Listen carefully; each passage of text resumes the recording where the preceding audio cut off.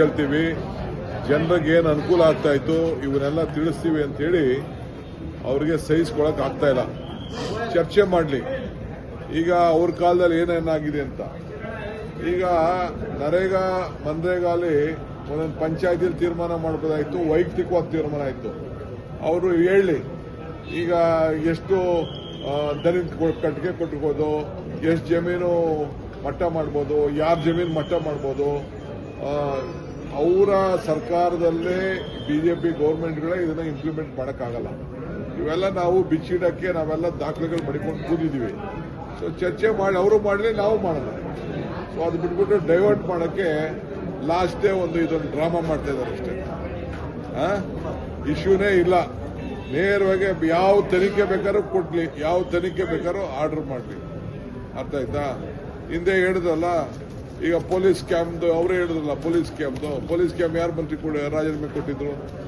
ಈಗ ಅವರೇ officer ಒಪ್ಕೊಂಡಿದ್ರು, scam ಆಗಿದೆ ಅಂತ ಒಪ್ಕೊಂಡಿದ್ರು, ಜೈಲು ಕಳಿಸಿದ್ರು. ADGP ಪಾಪ ಹೋದ ಜೈಲಿಗೆ, ಈಗೇನೋ ಬಂದವನು ಅಂತ. ಸೊ ಹಂಗೆ ಇದೆಲ್ಲ ಬರೀ ಏನೋ ಒಬ್ಬ ದಲಿತನ ತೊಂದರೆ ಮಾಡಬೇಕು ಅಂತೇಳಿ ಇವತ್ತು ಮಾಡ್ತಾ ಇದ್ದಾರೆ. ಮೆಟ್ರೋ ನಮ್ಮ ಕೈಲಿಲ್ಲಪ್ಪ, ಅದ್ರ ಕಮಿಟಿ ಇದೆ, ಕಮಿಟಿಯವ್ರು ಏನ್ ತೀರ್ಮಾನ ಮಾಡ್ತಾರೋ ಅವ್ರು ಮಾಡ್ಕೊಳ್ತಾರೆ.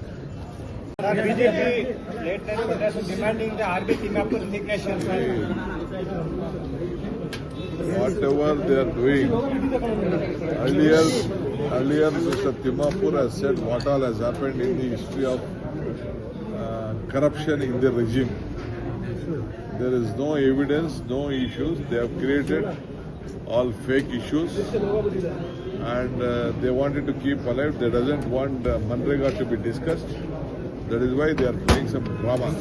Apart from drama, it is nothing.